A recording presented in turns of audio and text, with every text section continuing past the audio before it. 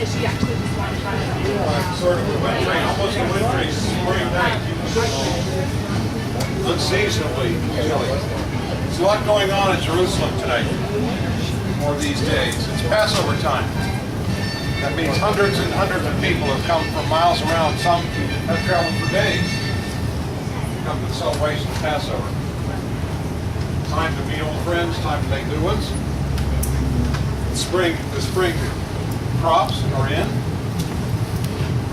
The vendors, as you'll see as you walk through the city, have their wares. Animals are giving birth to new babies.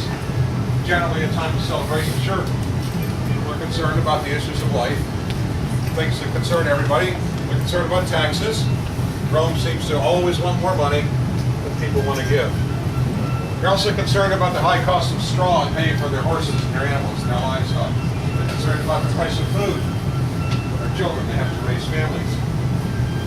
The one topic of conversation, and you'll see this as you go through the city, that sort of occupies a lot of the talk this season, this spring, is about this man Jesus. He's a young man, only in his mid-30s, similar maybe in age to some of you travelers who have come in to the city tonight. What's made it so different this year are the claims that this young man has made. Some, as you talk, would call him a lunatic.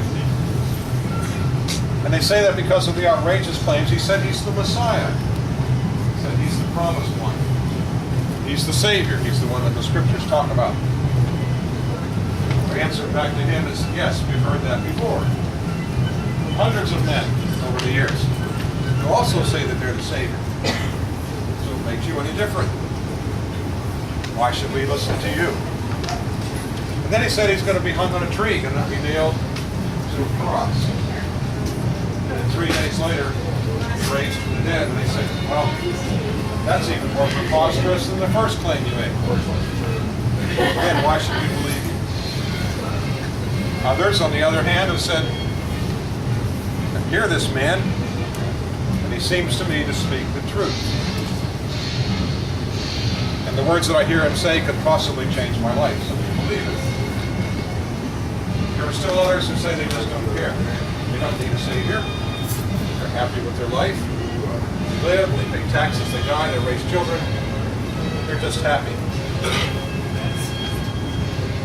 It's caused so much commotion this spring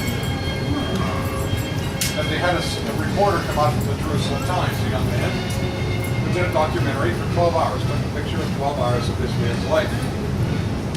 And that's what you'll be seeing tonight as you go through the city.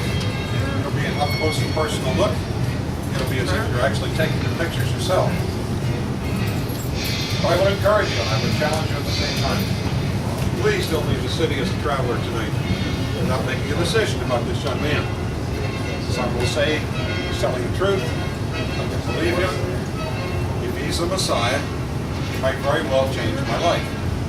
Others perhaps will say, no, I don't believe him. I've heard it all before. It doesn't make sense what he said.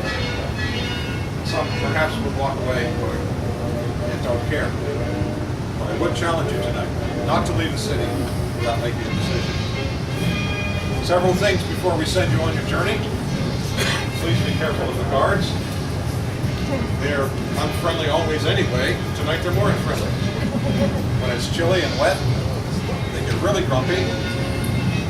They won't say much to you. If they do, maybe to challenge you, or they feel the end of their spear if you don't.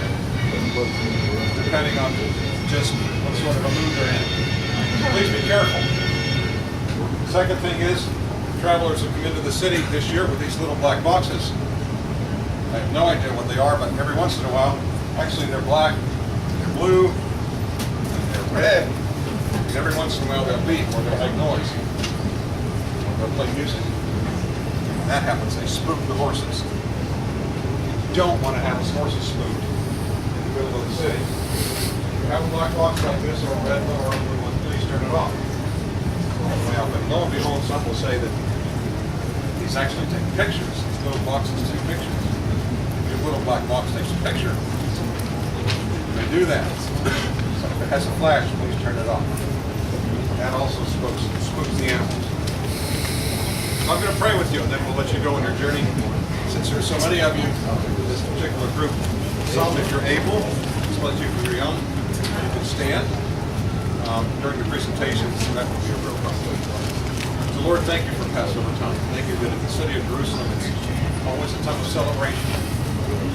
Lord, there are many, hundreds who come into the city and listen to this man talk, perhaps have talked to him themselves, and have said, yes, I can believe what he says. Some, Lord, have said, no, I don't believe him. And others have said, I just don't care. Father, as these travelers go through the city tonight, and you give them information, you're always willing to share the truth with us.